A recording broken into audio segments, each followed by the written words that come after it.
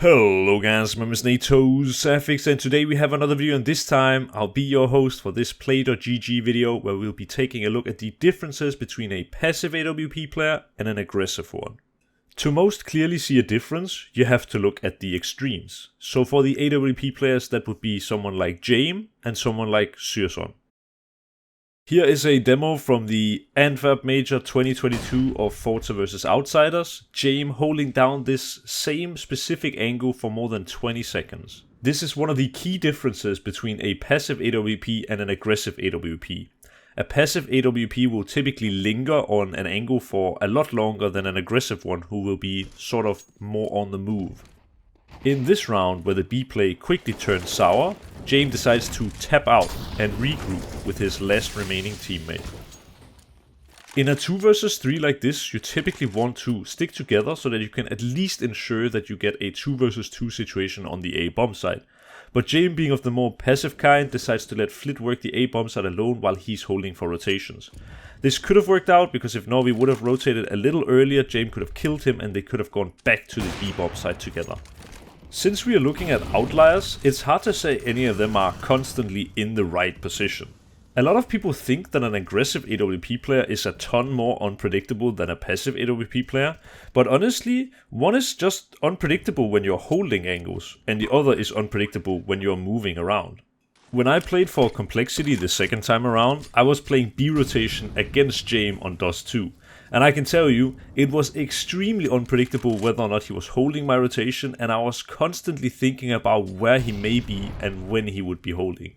A map like Dust 2 with a very open CT rotation is a passive AWP player's paradise. I've picked out a lot of these T rounds because I think Jame is being way too passive, and in general he went for very few opening kill attempts here on the T side. They all came from mid, not a single one from long or from B, and it's a bit worrying because on any other map you would not have these early mid fights that actually allow for Jame to have some early round impact. In this round, for example, Jame just hangs back in dark and let his teammates take over the side. And it's always possible to put a sort of positive spin on it, saying that Jame must have so much confidence and faith in his teammates, but in reality, a lot of these rounds you're left wondering what would have been different if Jame would have helped with the conquest of the B-bomb side. Here is another great example of just that. There is actually only one B player here, and instead of going out with his teammates on a B-bomb site, Jame hangs back in dark, kills Shelfie and takes his AWP, but in reality this kill has very little impact, even this one. They're down 10-0 and this was a potential for them to finally pick up a round. I've shown you the infographic for the opening kill attempts at the start, and we've looked at some of the T-side rounds. Here is our first CT side round where Jame and two other A players are on the A bomb side basically. Now, when Kickert and Flit dies, this would be a great timing to swing up and have a super unpredictable peek coming into the T's, but instead Jame is gonna stay passive, he's gonna kill Sorte, he's gonna kill Kenzie, and now when he has man advantage, he continues to actually just stay stoic and hide. He's waiting for his teammates to get into position so that they can finish off the last 2 kills on the A bomb site, which is a great play by Jame. Yekindar takes out Jerry, and then Jame swings up, kills Norway, and the round is won by Outsiders just off the back of this passive Jame play. It is mainly here on the CT side that we see Jame with a lot of impact. I've decided to pick out this round because it shows that he actually understands the taking of space. So here he gets a double kill in Suicide and he knows he has a teammate watching Suicide for him. So he now peeks into lower, and when his teammate Buster dies, he pushes further into lower, knowing that no one is in this space, and takes a sort of semi-aggressive angle.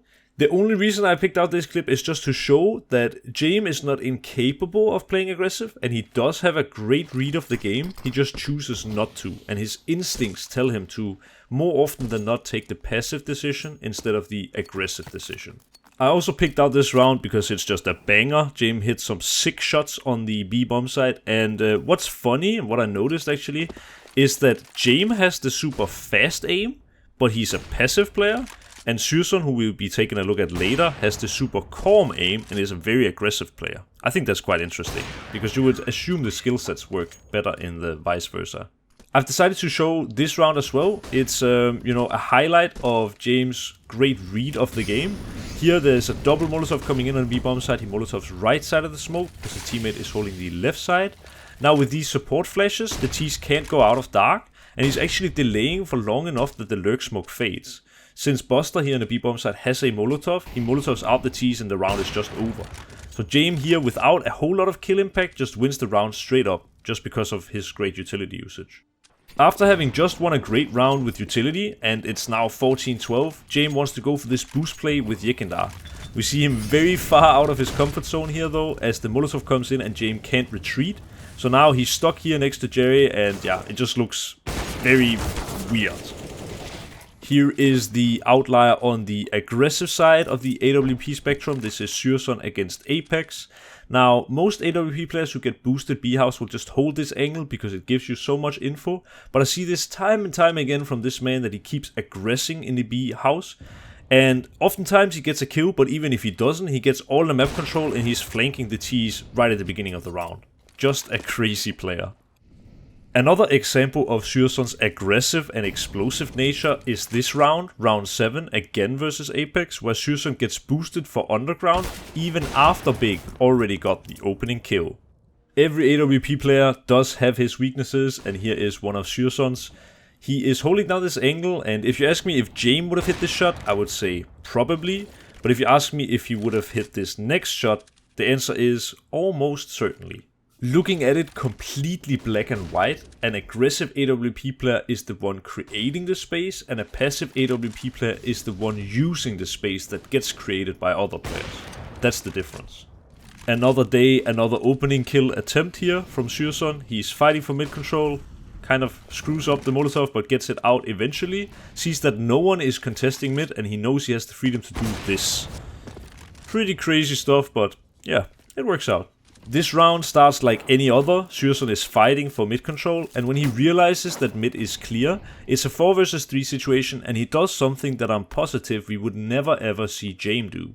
This is Chris J's style of complete mid control, where you check top mid sometimes and sometimes check underground. Having an AWP player swinging between these two things can just give you so much info, and unfortunately, Azilion hits a very good shot onto Sillassen in this instance. Here is today's last clip. This is round 15, the final round and a half, and the only thing I wrote in my notes for this one is Re-Peak City. Just enjoy it.